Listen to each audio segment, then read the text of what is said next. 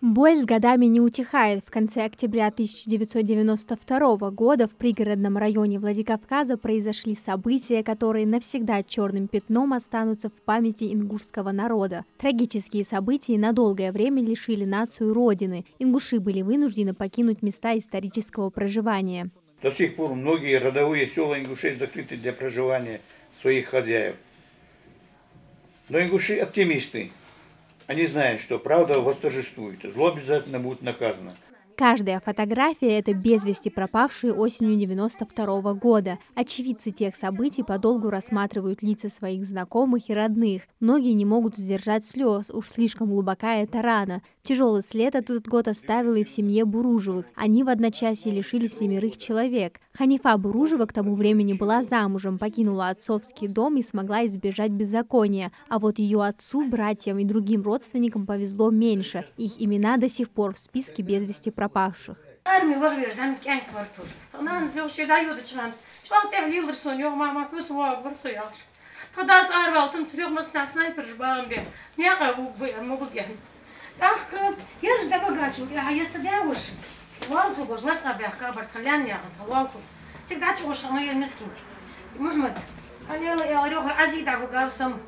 Цель подобных мероприятий – не забыть о трагедии. В первую очередь о своем прошлом должны знать дети. Беркут Тутаев сегодня в качестве чтеца. Он прекрасно понимает, о чем идет речь в этих стихах.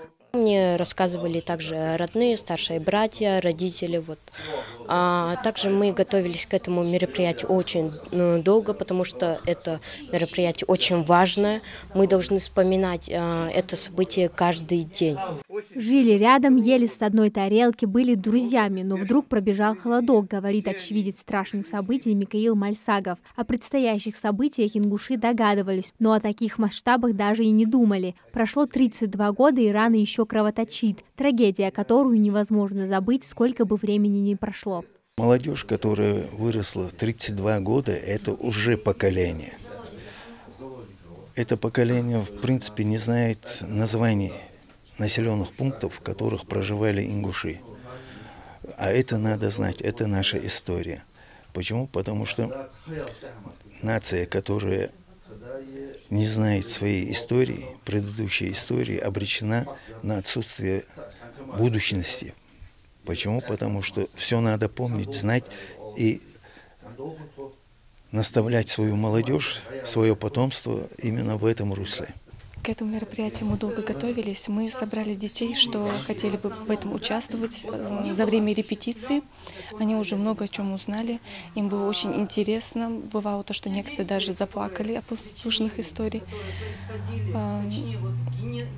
Почему важно им об этом напоминать? Потому что это наша история. Это наши люди, наши родственники, наши семьи. Эту трагедию никто не должен забывать. Час памяти событий осени 1992 года в стенах Карабулакской городской библиотеки уже стал традиционным. Эта дата оставила неизгладимый след в сердцах и затронула судьбу многих. В результате вооруженного конфликта погибло около 500 человек, тысячи были ранены, судьба 192 до сих пор остается неизвестной. События, которые произошли, во многом тогда сыграло роль трагически. Много пропавших без вести. По сегодняшний день родственники не могут найти своих родственников, погибших, пропавших, не могут похоронить своих людей. И это трагедия. Эта трагедия навсегда останется в памяти народа, и мы должны приложить все усилия для того, чтобы конфликты подобного рода никогда больше не повторялись, а взаимоотношения между народами только укреплялись. Сейчас нам нужно развиваться и идти вперед в светлое будущее. Такими словами организаторы завершили мероприятие. Амина Зязикова, Султан Магушков, Магаз 24.